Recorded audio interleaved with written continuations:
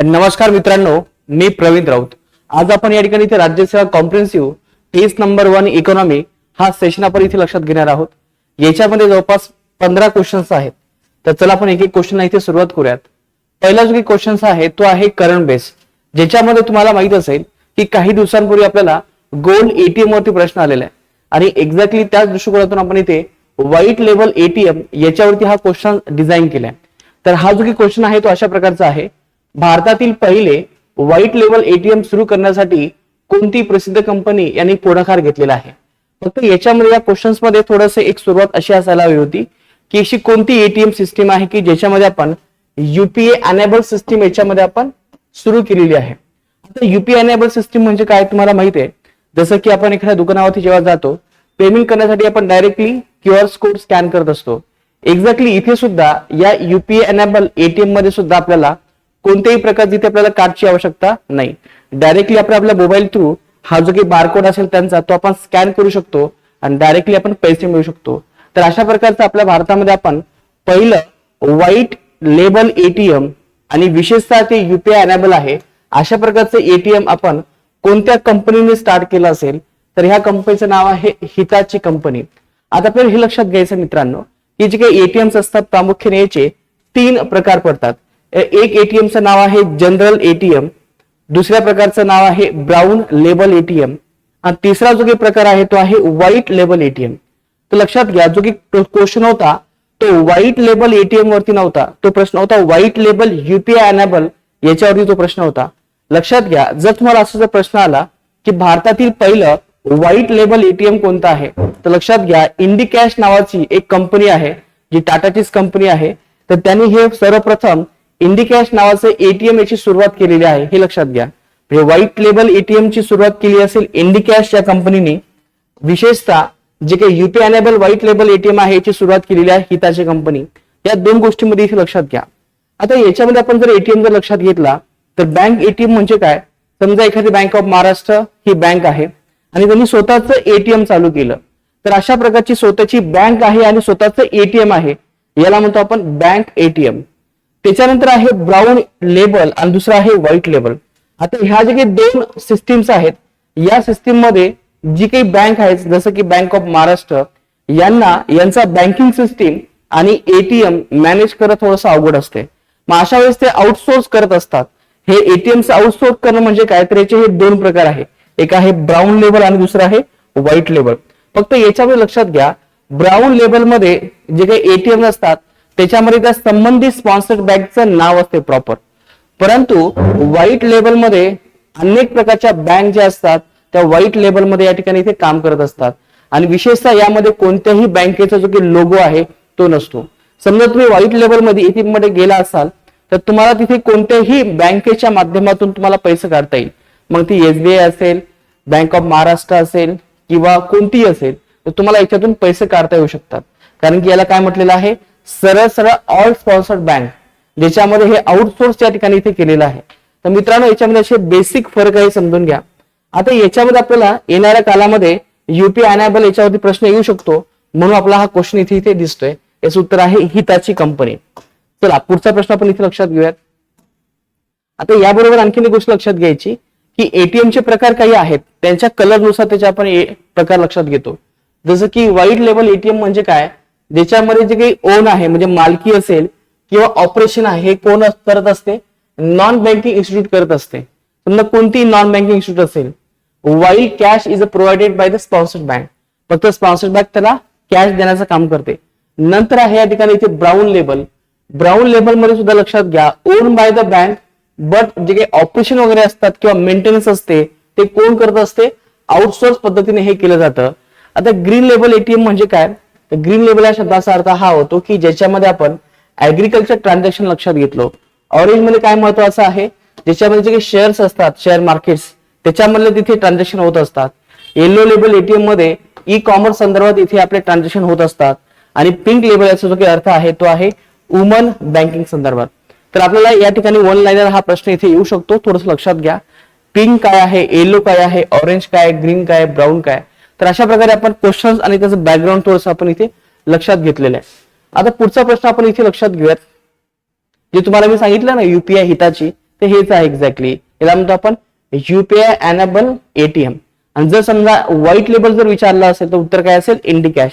याच्यामध्ये थोडासा फरक इथे लक्षात घ्या. चला पुढचा प्रश्न आहे, आपण बघूयात. पुढचा प्रश्न आहे की भारताची युपीआय सेवा आपल्या देशात लागू करणारे हे कोणतं राष्ट्र आहे किंवा कोणता देश आहे? तुम्हाला माहित असेल की जगामध्ये सर्वात फेमस जे आहे ते सध्या आपलं युपीआय आहे. एवढंच नाही, जेव्हा G20 जेव्हा होती तर तेव्हा युपीआय मध्ये असणारा G20 मध्ये असणारा एक मेंबर, फायनान्स मिनिस्टर एका देशाचा, तो बाहेर गेला काहीतरी खरेदी करण्यासाठी आणि त्याच्या हे लक्षात आलं की जिकडे तिकडे युपीआय तो ट्रान्झॅक्शन करू शकतोय.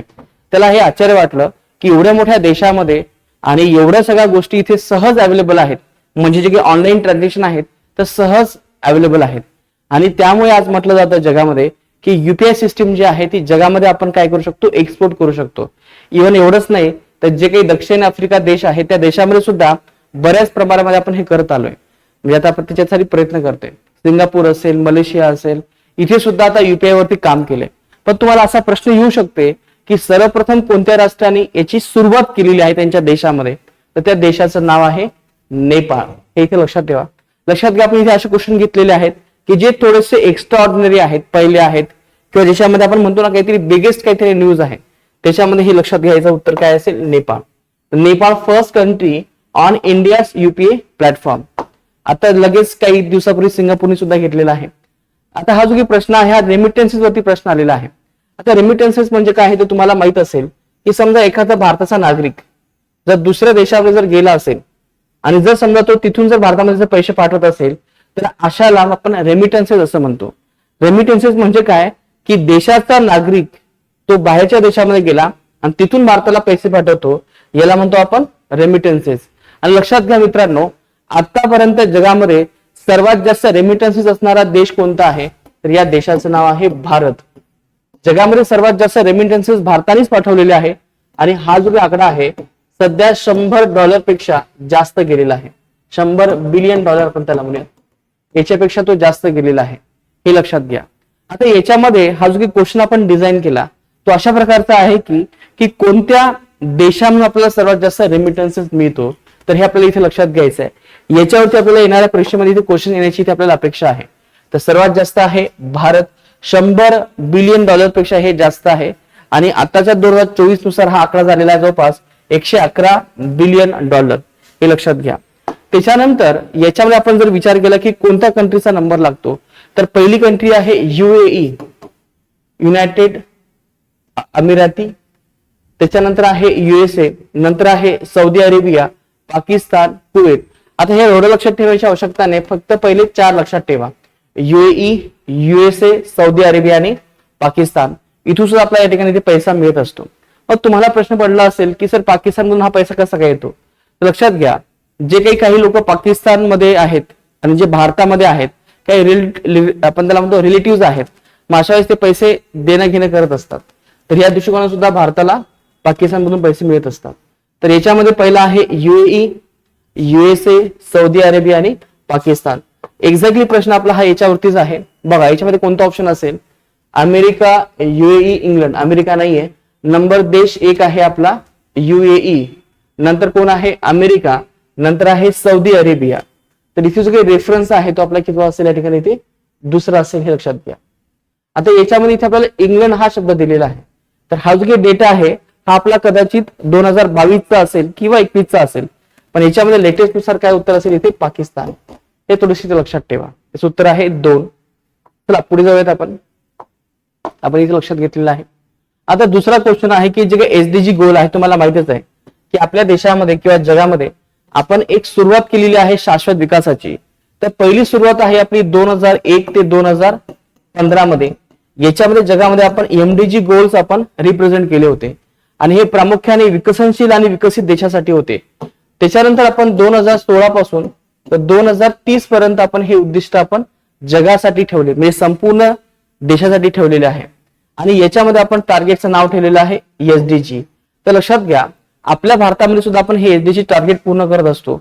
पण याच्यामध्ये जे बिगेस्ट अचिव्हमेंट काय असेल की आपल्या ह्या देशामध्ये असं कोणतं शहर आहे की ज्यांनी हे SDG मागोवा घेण्यासाठी एक धोरण तयार केलेलं आहे.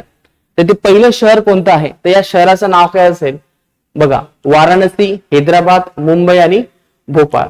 तर या शहराचं नाव आहे भोपाळ. यांनी एसडीजी वरती हा आपला मागोवा घेतलेला आहे. आणि तुम्हाला माहित असेल की आपल्या भारतामध्ये सर्वात क्लीनेस्ट जे काही सिटी आहे ती कोणती, कमेंट करा. तर ती इंदोर आहे. तर जसं की एमपीसी जी सुरुवात आहे ती चांगल्या पद्धतीने सध्या चालू आहे. एसडीजी असेल, क्लीन एनर्जी असेल किंवा एन्व्हायरमेंट असेल, या दृष्टिकोनातून. नंतरचा प्रश्न आहे, इलेक्ट्रॉनिकच्या दृष्टिकोनातून सर्वात जास्त निर्यात जी आहे ती कोणत्या राज्यामध्ये आहे? कोणतं राज्य हे प्रथम असेल? महाराष्ट्र, कर्नाटक, तामिळनाडू, गुजरात. तर लगेच लक्षात घ्या, तामिळनाडू आहे. आणि सर्वात जास्त निर्यात करणारं कोणतं राज्य आहे ज्याच्यामध्ये सगळ्या ओव्हरऑल गोष्टी आहेत? तर त्याचं नाव आहे गुजरात. पण जर तुम्हाला इथे इलेक्ट्रॉनिक्स वरती जर प्रश्न विचारला असेल त्याचं उत्तर किती असेल? तामिळनाडू. हे लक्षात घ्या. याच्यावरती आपल्याला न्यूज आली होती आणि याच्यामध्ये आपण जवळपास $9.6 बिलियन एवढ्या गोष्टीची आपण निर्यात केली होती. थोडासा एक्स्ट्राऑर्डिनरी डेटा आहे. आता पुढचा प्रश्न आपल्याला इथे लक्षात घ्यायचा आहे. पुढचा जो काही प्रश्न आहे तो आहे म्युनिसिपल बॉन्ड वरती. तुम्हाला माहित असेल की जे आपल्या म्युनिसिपल कॉर्पोरेशन असतात, महानगरपालिका, तर त्यांना पैशाची आवश्यकता असते. अशा वेळेस केंद्र सरकार असेल, राज्य सरकार असेल, त्यांना नेहमी पैसा देते. पण कधी कधी असे काही प्रोजेक्ट असतात की ज्यामुळे महानगरपालिकेला पैसा कमी पडतो.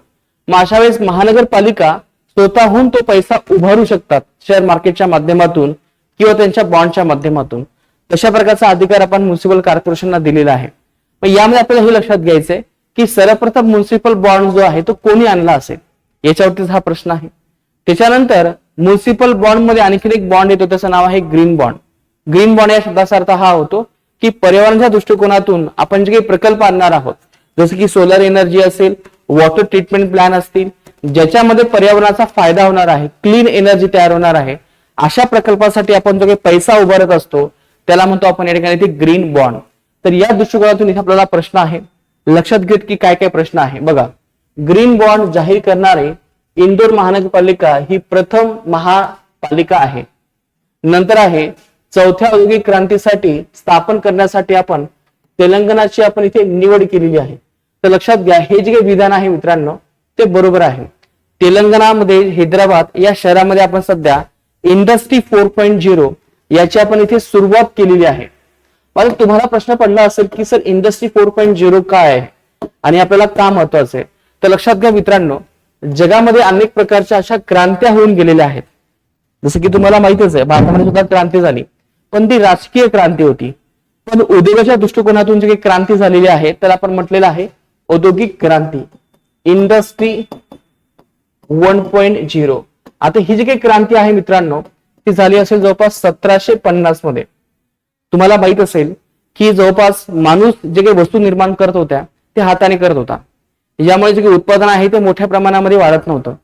परंतु 1750च्या दशकामध्ये अचानक वाफेचा इंजिनचा शोध लागला आणि यामुळे जे काही उत्पादन आहे ते मोठ्या प्रमाणामध्ये वाढायला लागलं.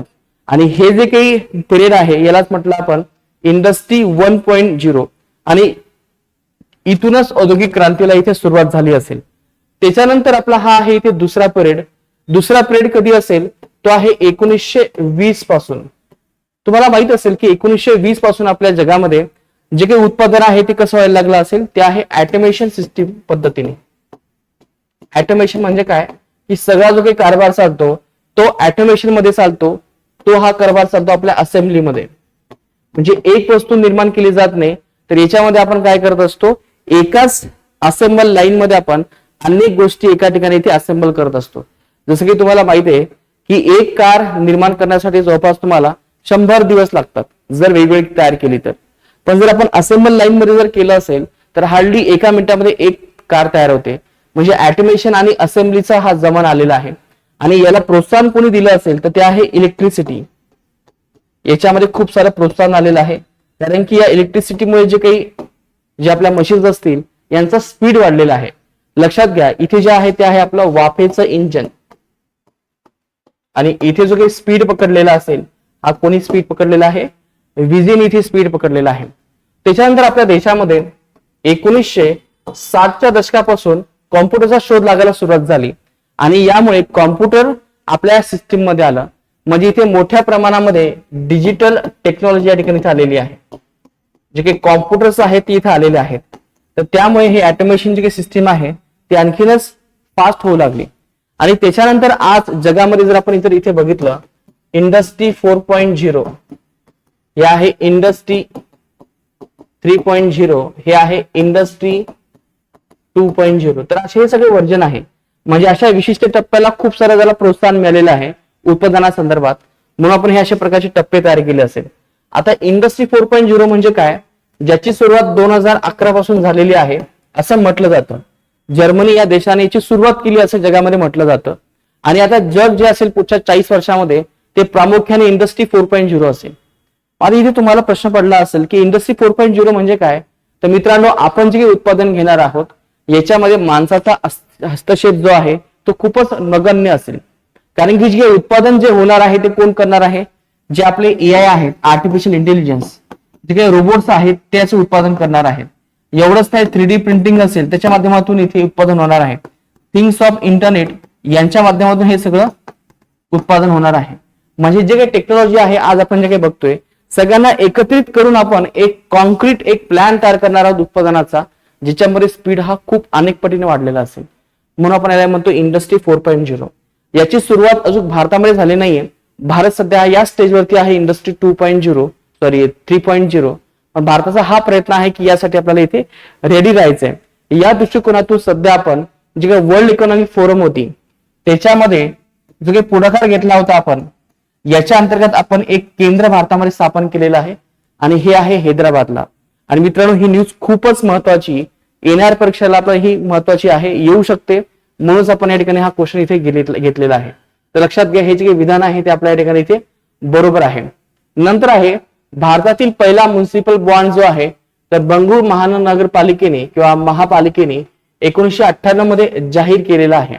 नंतर आहे ग्रीन बॉन्ड जाहीर करणारी इंदोर महानगरपालिका ही प्रथम पालिका आहे.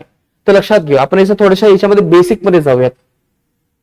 मग तुम्हाला हा सगळा इथे डेटा दिसतोय. आता याच्यामध्ये आपण हे लक्षात घ्यायचंय की 1997 मध्ये म्युनिसिपल कॉर्पोरेशन जे आहे गाझियाबाद यांनी सर्वप्रथम म्युनिसिपल ग्रीन बॉन्ड इथे स्थापन केलेला आहे. कोणती आहे, गाझियाबाद म्युनिसिपल कॉर्पोरेशन म्हणजे महानगरपालिका. आणि इथे आपल्याला इथे प्रश्नामध्ये काय दिसतंय बघा, प्रश्नामध्ये काय दिलेलं आहे, ग्रीन बॉन्ड जाहीर करणारी इंदोर महानगरपालिका ही पहिली आहे. म्हणजे याच्यामध्ये आपलं जे उत्तर आहे मित्रांनो, हे पहिलं उत्तर इथे चुकीचं आहे, हे लक्षात घ्या. आणि भारतातील पहिली म्युनिसिपल बॉन्ड जी आहे ती नक्कीच बेंगळुरू महानगरपालिकेने 1998 मध्ये जाहीर केलेली आहे. तर लक्षात घ्या, दुसरं तिसरं स्टेटमेंट बरोबर आहे. तर चुकलेलं कोणतं स्टेटमेंट असेल या ठिकाणी ते पहिलं. तर याच्यामध्ये कोणतं आहे, गाझियाबाद, हे लक्षात ठेवा, हे खूप महत्वाचं आहे. चला पुढे वळत आपण. Hyderabad to host World Economic Forum conference 4th industrial revolution, याच्यावरती आपण आता चर्चा केलेली आहे. 1997 मध्ये कोणी स्थापन केलेली आहे, ज्याच्यामध्ये त्यांनी फर्स्ट टाइम म्युनिसिपल बॉन्ड आणला असेल तर त्या महानगरपालिकेचं नाव काय असेल या ठिकाणी ते जे आपण आता बघितलं. त्याच्यानंतर अहमदाबाद असेल किंवा नाशिक असेल यांनी याची सुरुवात केलेली आहे. चला पुढे जाऊयात आपण. आता हा जो काही इंडेक्स आहे या इंडेक्सवरती इथे प्रश्न आलेले आहेत. आता याच्यामध्ये आपल्या परीक्षेला पूर्व परीक्षेला सर्वात जास्त जे प्रश्न आलेले आहेत आतापर्यंत ते याच्यावरती आलेले आहेत. मल्टी डायमेन्शनल पॉवर्टी आणि नंतर आहे लिंग असमानता निर्देशांक, ज्याला आपण या ठिकाणी इथे GII असं म्हणतो. तर लक्षात घ्या, तुम्हाला तुमच्या परीक्षेमध्ये NPI चे निर्देशांक कोणते आहेत, GII चे निर्देशांक कोणते आहेत याच्यावरती जरूर अभ्यास करायचा आहे, कारण की मोस्ट इम्पॉर्टंट थिंग आहे. आता याच्यामध्ये आपण काय केलं असेल तर जे काही महत्वाचे इंडेक्स आहे त्याचा क्रमांक कोणता आहे भारताच्या तुलनेमध्ये, याच्यावरती आपण हा क्वेश्चन डिझाईन केला. आधी याच्यामध्ये हे लक्षात घ्या मित्रांनो की आपल्या जगामध्ये एक संस्था आहे ज्याचं नाव आहे SDR, एक इंडेक्स आहे याचं नाव आहे UNDP. UNDP तुम्हाला माहित असेल, युनायटेड नेशन डेव्हलपमेंट प्रोग्राम. याच्या अंतर्गत जगामध्ये एक रिपोर्ट जाहीर केला जातो, याचं नाव आहे SDR. आणि या SDR अंतर्गत जवळपास 5 पेक्षा जास्त आपण इंडेक्स याच्यामध्ये काढत असतो. तर यांचा जो काही पहिला इंडेक्स आहे त्याचं नाव तुम्हाला माहित आहे, ज्याचं नाव आहे HDI. दुसरा जो काही इंडेक्स आहे तो 1995 पासून याला करायला सुरुवात केली, ज्याचं नाव आहे GDI, जेंडर डेव्हलपमेंट इंडेक्स. त्याच्यानंतर 1997 मध्ये आपण इंडेक्स काढलेला आहे, त्याचं नाव आहे HPI. 2010 मध्ये आपण 3 प्रकारचे इंडेक्स काढायला सुरुवात केली, ज्याचं नाव आहे IHDI, नंतर आहे GII, नंतर आहे inequality adjusted human development index, नंतर आहे जेंडर इनइक्वालिटी इंडेक्स. तर हे महत्वाचे आपण याच्यामध्ये हे इंडेक्स इथे काढलेले आहेत. आणि त्याच्यानंतर 2020 मध्ये आपण काढलेलं आहे PHDI, म्हणजे planetary pressurise human development index. तर मित्रांनो, हे आपण इथे काढलेले इंडेक्स आहेत. आता इथे आपल्याला हे लक्षात घ्यायचंय की जो काही HPI जो इंडेक्स आहे हा आपण कुठे मर्ज केलेला आहे, तो MPI मध्ये मर्ज केलेला आहे. आणि याचबरोबर जो काही GI जो काही इंडेक्स आहे तो आपण या ठिकाणी इथे मर्ज केलेला आहे. म्हणजे याचा अर्थ हा होतो की जो काही SDR जो काही इंडेक्स आहे याच्यामध्ये हे महत्वाचे दोन कंपोनेंट्स आहेत, GII आणि MPI. आता यामध्ये आपल्याला हे लक्षात घ्यायचं की आता सध्या आपल्या भारतामध्ये नीती आयोगाने स्वतःच एक नॅशनल MPI काढायला सुरुवात केली. आणि नॉर्मली MPI मध्ये आपले जे काही निर्देशांक आहेत ते 10 आहेत, परंतु जे काही नॅशनल MPI जो आहे याच्यामध्ये निर्देशांक आपल्याला 12 सांगितलेले आहेत. तर मित्रांनो, हे 12 निर्देशांक कोणते आहेत याच्यावरती तुम्ही जरूर अभ्यास करा, कारण की यावर्षी याच्यावरती प्रश्न येण्याची अपेक्षा आहे. कारण की सरकारचं असं म्हणणं होतं की आम्ही नॅशनल जो काही MPI आहे ज्याच्यामध्ये आम्ही जवळपास 25 कोटीपेक्षा जास्त गरिबी आम्ही बाहेर काढलेली आहे, तर आपण मल्टी डायमेन्शनल पॉवर्टी असं म्हणतो. यामुळे इथे आपल्याला इथे याच्यावरती प्रश्न येण्याची इथे अपेक्षा आहे. आणि GI संदर्भात आपल्याला हे सांगता येईल की याच्यामध्ये आपल्या जे काही स्मृती इराणी आहे त्यांनी टीका केली होती, कारण की GI मध्ये जे काही आपण एकक लक्षात घेतो ते आहे पॉलिटिकल एकक, ज्याच्यामध्ये संसदेमध्ये महिलांचा सहभाग किती आहे, पण स्थानिक लेवलला आपण काही लक्षात घेत नाही. मग स्मृती इराणी यांनी सांगितलं होतं की GI मध्ये तुम्हाला काय करायचंय की जे काही लोकल पार्टिसिपेशन आहे महिलांचं ते तुम्हाला विचारत घ्यायचंय. कारण की जर आपण बघितलं जागतिक लेवलला GI मध्ये आपला रँक कमी आहे, पण तसं जर विचार केला तर आपल्या भारतामध्ये महिलांचं पार्टिसिपेशन जे आहे लोकल बॉडीज मध्ये ते जास्त आहे. मग अशा वेळी स्मृती इराणी त्याला शिफारस दिली, म्हणून याच्यावरती सुद्धा आपल्याला इथे प्रश्न इथे येण्याची अपेक्षा आहे. तर प्रश्न दोन गोष्टीवरती येऊ शकतो. तर एक आहे याचे असलेले इंडेक्स कोणते आहेत, इंडेक्स वरती तुम्हाला इथे प्रश्न असेल. आणि दुसरा प्रश्न हा असेल की भारतामध्ये याचा रँक कोणता आहे. तर इथे आपल्याला रँक संदर्भात लक्षात घ्यायचंय. बघा, पहिला आहे ग्लोबल हंगर इंडेक्स, ज्याच्यामध्ये भारताचा रँक आहे 125 मध्ये. हा कितवा आहे लक्षात घ्या. त्याच्यानंतर आपण पुढे जाऊयात. नंतर आहे ग्लोबल जेंडर गॅप इंडेक्स 2023, ज्याच्यामध्ये आपला रँक आहे 127 मध्ये. लक्षात घ्या कितवा आहे. नंतर आहे इथे India rank 66 out of 109 nations, 109 देशामध्ये आपला जो काही रँक आहे तो कितवा आहे मल्टी डायमेन्शनल पॉवर्टी मध्ये, तो आहे 66. तर इथे लक्षात घ्या. पुढे बघा या ठिकाणी द हेनले पासपोर्ट इंडेक्स, सर्वात चांगला पासपोर्ट कोणाचा आहे तर हा सिंगापूरचा आहे, कारण की त्याच्यामध्ये त्या पासपोर्ट मध्ये तुम्हाला कोणत्याही प्रकारचे रेस्ट्रिक्शन्स नाहीये. पाकिस्तान असेल किंवा बाकीचे काही देश असेल त्यांच्यामध्ये खूप सारे रेस्ट्रिक्शन्स आहे. त्या तुलनेमध्ये त्यांचा जो काही रँक आहे तो खालचा आहे. आणि भारताचा रँक कितवा आहे तर भारताचा रँक आहे जवळपास 80 हा आपला रँक आहे, 80 वा आपला हा क्रमांक आहे. तर मित्रांनो, आपण अशा प्रकारचे इथे इंडेक्स लक्षात घेतलेत. आता याच्यामध्ये आपण बघूयात की आपली मॅच द पेअर याच्यामध्ये काय काय होऊ शकतात. तर ग्लोबल जेंडर गॅप मध्ये आपला क्रमांक आहे 127.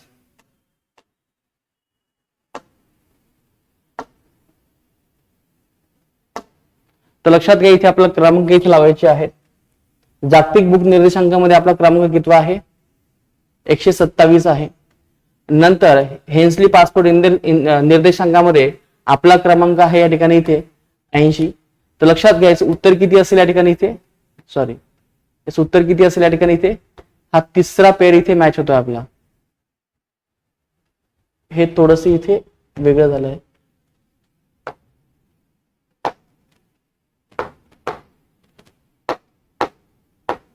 ग्लोबल हंगर इंडेक्स मध्ये आपला जो काही क्रमांक आहे तो 111 आहे. त्याच्यानंतर लिंग असमानता निर्देशांक याच्यामध्ये आपला क्रमांक आहे 127. तर याचं उत्तर किती असेल या ठिकाणी इथे 2 हे याचं उत्तर आहे. चला पुढे जाऊयात आपण. पुढचा प्रश्न आहे युनिकॉर्न. युनिकॉर्न एक्झॅक्टली काय मित्रांनो, जे काही स्टार्टअप असतात, जे मोठमोठे स्टार्टअप आहेत ज्याचं स्वतःचं भांडवल हे $100 बिलियन पेक्षा जास्त आहे, किंवा सॉरी 100 बिलियन म्हणजे आपण त्याला म्हणूयात की 1 अब्ज डॉलर पेक्षा जास्त आहे. तर 1 अब्ज डॉलर म्हणजे याचं उत्तर किती असेल 2 याचे उत्तर आहे. 1 अब्ज डॉलर किंवा त्यापेक्षा जास्त बाजार मूल्य असणाऱ्या कंपनीला किंवा स्टार्टअपला आपण या ठिकाणी इथे म्हणत असतो युनिकॉर्न कंपनी, हे लक्षात घ्या. त्याच्यानंतर आहे युनिकॉर्न ही एक स्टार्टअप कंपनी आहे ज्याची किंमत ही जवळपास $1 बिलियन आहे, $1 बिलियन पेक्षा जर जास्त असेल आणि विशेषतः ती जी आहे ती खासगी मालकीची आहे आणि शेअर मार्केटमध्ये ती सूचीबद्ध नाहीये, हे महत्वाचं आहे. एक ती खासगी असायला हवी आणि शेअर मार्केटमध्ये ती लिस्टेड नसावी. थोडक्यात आपण त्याला स्टार्टअप असं म्हणतो. पुढचा प्रश्न आहे, या दिवशी प्रथमच भारतीय शेअर बाजाराने पहिल्यांदा $6 ट्रिलियन टप्पा पार केलाय. तर मुळात हा 6 ट्रिलियन नाही, हा आकडा चुकीचा आहे. हे उत्तर असायला या ठिकाणी 4 ट्रिलियन. तर लक्षात घ्या, आपण पहिला ट्रिलियन जो आहे तो कधी पार केला असेल? पहिला ट्रिलियन आपण पार केला आहे मे 2007 मध्ये. दुसरा ट्रिलियन आपण या ठिकाणी पार केला असेल जुलै 2017 मध्ये. म्हणजे किती वर्ष झाले? 10 वर्ष. त्याच्यानंतर आपण 3 ट्रिलियन जो काही पार केलेला आहे मित्रांनो, तो केला असेल या ठिकाणी मे 2021 मध्ये. आणि सध्या आपण 4 ट्रिलियन एवढा आपला जो काही डॉलर व्यवहार आहे मार्केट मधला तो आपण पार केलाय. हा आहे 29 नोव्हेंबर 2023 मध्ये. तर लक्षात घ्या, याच्यावरती आपल्याला प्रश्न येण्याची अपेक्षा आहे, कारण की $4 ट्रिलियन ही खूप मोठी अमाऊंट आहे. कारण की बघा, पहिला ट्रिलियन, दुसरा ट्रिलियन, तिसरा ट्रिलियन आणि चौथा ट्रिलियन. तर ही डेट आहे मे 2007. 2 ट्रिलियनची ही डेट आहे आपली 2017. 3 ट्रिलियनची डेट आहे 2021. म्हणजे जवळपास आपण केवळ 2 वर्षांमध्येच आपण हा एवढा मोठा आकडा इथे पार करू शकलो. त्याचं कारण हेच आहे की आपल्या देशाची इकॉनॉमी ही सर्वात फास्टेस्ट ग्रोईंग इकॉनॉमी आहे. ग्रोथ रेट आपला वाढतोय, शेअर मार्केट या ठिकाणी आपल्या इथे वाढत चाललंय. तर ही डेट जी आहे ती खूपच सिग्निफिकंट आहे, पाठ करा. मग ही डेट कोणती आहे? तर ही डेट आहे 29 नोव्हेंबर 2023. तर इथे उत्तर किती असेल? इथे 2023, 29 नोव्हेंबर. चला पुढचा प्रश्न लक्षात घेऊया. पुढचा प्रश्न हा आहे, जेव्हा सरकारची आर्थिक गरज करामध्ये उपलब्ध होत नाही तेव्हा तो विकास खर्च कशातून भागवला जातो? तर लक्षात घ्या मित्रांनो, हे आपण डिस्कस करण्याआधी आपण हे लक्षात घेऊयात की सरकारचा एक अर्थसंकल्प असतो आणि या अर्थसंकल्पामध्ये सरकार नेहमी खर्च करत असतो. म्हणजे एक भाग आहे आपला जमा आणि दुसरा भाग आहे खर्च. आपल्या देशामध्ये विकास व्हावा यासाठी आपण नेहमी जमापेक्षा नेहमी जास्त खर्च करत असतो. समजा खर्च आहे आपला 120 रुपये आणि जमा आहे 100 रुपये. तर अशा वेळेस आपला गॅप आहे. तर हा गॅप किती रुपयाचा आहे? हा गॅप आहे जवळपास 20 रुपयाचा. मग अशा वेळेस सरकार काय करत असते की कर्ज घेत असते आणि सरकारचा उद्देश हाच आहे की हे कर्ज घेऊन सरकारला काय करायचं? इथे विकास करायचा आहे, कॅपिटल एक्सपेंडिचर करायचं आहे. आणि तुम्हाला इथे हाच प्रश्न विचारलेला आहे की सरकार ही जी काही तूट आहे 20 रुपयाची कर्जाच्या माध्यमातून ती कुठून कुठून भरून काढते किंवा सरकारचं डेफिसिट फायनान्सिंग काय आहे? तर याच्यावरती हा प्रश्न आहे. तर लक्षात घ्या मित्रांनो, की आपल्याला जर कर्ज घ्यायचं असेल तर प्रामुख्याने सरकारकडे 3 ऑप्शन्स असतात. तर पहिला आहे इंटरनल डेट, दुसरा आहे एक्सटर्नल डेट, तिसरा आहे अदर लायबिलिटीज. आता इंटरनल डेट म्हणजे काय की देशांतर्गत पैसा आपण उभारू शकतो. तुम्हाला माहित असेल जसे की एखादा शेअर मार्केट गव्हर्नमेंट सिक्युरिटीज असतील किंवा एखादी बँक असेल, आरबीआय असेल, यांच्याकडून जेव्हा पैसा उभारला जातो त्याला म्हणतो आपण इंटरनल डेट. एक्सटर्नल डेट म्हणजे काय? देशाच्या बाहेरून. आणि अदर लायबिलिटीज म्हणजे काय की पब्लिक अकाउंट मध्ये जो पैसा ठेवलेला आहे त्याच्यावरती सरकार खर्च करू शकते. तर अशा प्रकारे मित्रांनो याला म्हणतो आपण सरकारचे असलेले हे स्त्रोत. आता एक्झॅक्टली आपण बघूयात की याच्यामध्ये आपल्याला क्वेश्चन मध्ये इथे काय काय विचारलेलं आहे. भारतीय रिझर्व्ह बँकेकडील त्यांचा रोख निधी कमी करून, नंतर आहे बाजारपेठेतून कर्ज घेऊन. तर नक्कीच हा ऑप्शन इथे आपला बरोबर आहे. भारतीय रिझर्व्ह बँकेतून कर्ज घेऊन, हे सुद्धा बरोबर आहे. नंतर आहे वरीलपैकी सर्व. तर लक्षात घ्या मित्रांनो, हे 2 तर ऑप्शन आहेच. एवढंच नाही तर आरबीआय कडे काय असते, जी काही रक्कम आहे ती सुद्धा या ठिकाणी इथे सरकार घेत असते. म्हणजे आरबीआय कडे रक्कम सुद्धा या ठिकाणी सरकारला करता येऊ शकते, कारण की आरबीआय वरती कोणाचं नियंत्रण आहे? केंद्र सरकारचं. तर लक्षात घ्या इथे आपले संपूर्ण ऑप्शन जे आहेत त्या इथे बरोबर आहेत. याचं उत्तर किती असेल या ठिकाणी? इथे ड याचं हे उत्तर असेल. चला पुढचा प्रश्न लक्षात घ्या. पुढचा प्रश्न हा आहे की WTO सर्वसाधारण परिषदेच्या अंतर्गत खालीलपैकी कोणत्या समित्या कार्यरत आहेत? तर लक्षात घ्या मित्रांनो, ह्या सगळ्याच प्रकारच्या समित्या आहेत, पण याच्यामध्ये सर्वात महत्वाची जी समिती आहे जी फंक्शनिंग आहे किंवा जी संपूर्ण जनरल काउन्सिलिंगचं काम करत असते. तुम्हाला माहित असेल मित्रांनो, WTO ची स्थापना झालेली आहे 1 जानेवारी 1995 आणि याच्यामध्ये सर्वात महत्वाची कौन्सिल आहे त्याला म्हणतो आपण मिनिस्ट्रियल कॉन्फरन्स. मिनिस्ट्रियल कॉन्फरन्स ही प्रत्येक 2 वर्षांनी होत असते, परंतु संपूर्ण WTO ला मॅनेज करायचं जे काम आहे ते कोण करत असते या ठिकाणी इथे जनरल काउन्सिल. आणि जनरल काउन्सिलला कोण सजेशन देते त्याचं नाव आहे इथे ट्रेड अँड डेव्हलपमेंट काउन्सिल. तर याचं जे काही उत्तर असेल या ठिकाणी इथे आपलं याचं उत्तर आहे या ठिकाणी इथे ए. बाकी संपूर्ण समित्या आहेत WTOच्या, पण या ठिकाणी इथे जनरल काउन्सिलला गाईड करणारी फक्त एकच संस्था आहे, बॉडी आहे, त्याचं नाव आहे ट्रेड अँड डेव्हलपमेंट काउन्सिल. त्याचं उत्तर या ठिकाणी इथे एक असं असेल. चला पुढचा प्रश्न आपण इथे लक्षात घेऊयात. भारताच्या व्यापारामध्ये 59% वाटा हा आकारमानानुसार आणि 86% वाटा हा मूल्यानुसार हा जहाज मार्गे म्हणजे समुद्रामार्गे होणारा आहे. तर लक्षात घ्या मित्रांनो, हे जे काही वाक्य आहे चुकीचं आहे, कारण की आपल्या देशामध्ये जो काही समुद्र मार्गे जो काही व्यापार आहे आणि जो काही व्हॅल्यूम आहे याच्यामध्ये खूप सारी आपल्याला इथे तफावत पाहायला मिळते. क्वेश्चन मध्ये वेगळं आहे आणि रिअलिटी मध्ये वेगळं आहे. लक्षात घ्या 90% जो काही आहे आपला व्हॅल्यूम हा कशा मार्गे होतो, समुद्र मार्गे होतो. आणि यापैकी जर आपण व्हॅल्यू जर लक्षात घेतली तर व्हॅल्यू आहे जवळपास 70%. इथे एक्झॅक्टली आपल्याला इथे थोडंसं वेगळं सांगितलंय, त्यामुळे हा जो काही ऑप्शन आहे तो आपल्या इथे चुकीचा आहे. नंतर दुसरा ऑप्शन इथे लक्षात घ्या. दूरसंचार क्षेत्राचे जाळे विस्ताराच्या संदर्भात सद्यस्थितीत चीन पाठोपाठ भारताचा दुसरा क्रमांक आहे.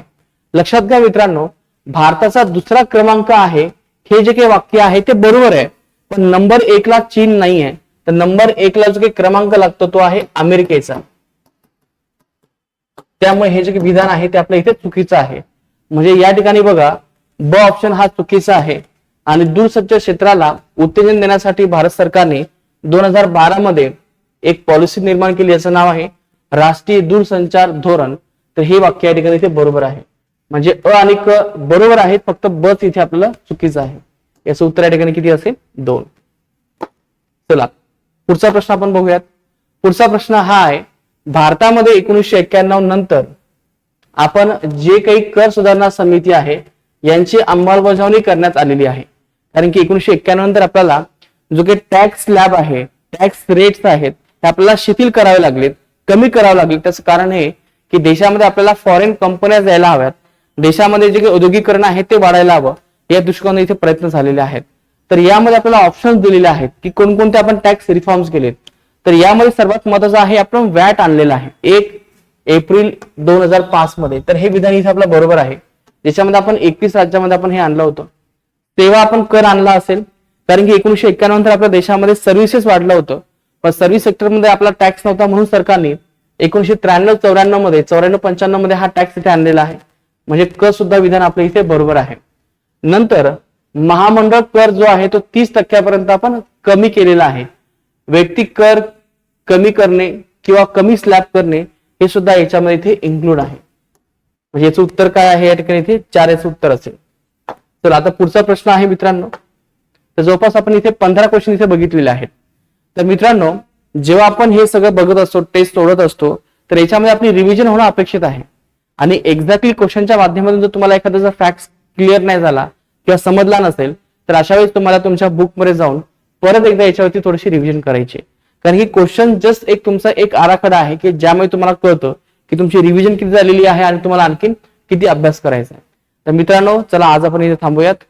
धन्यवाद.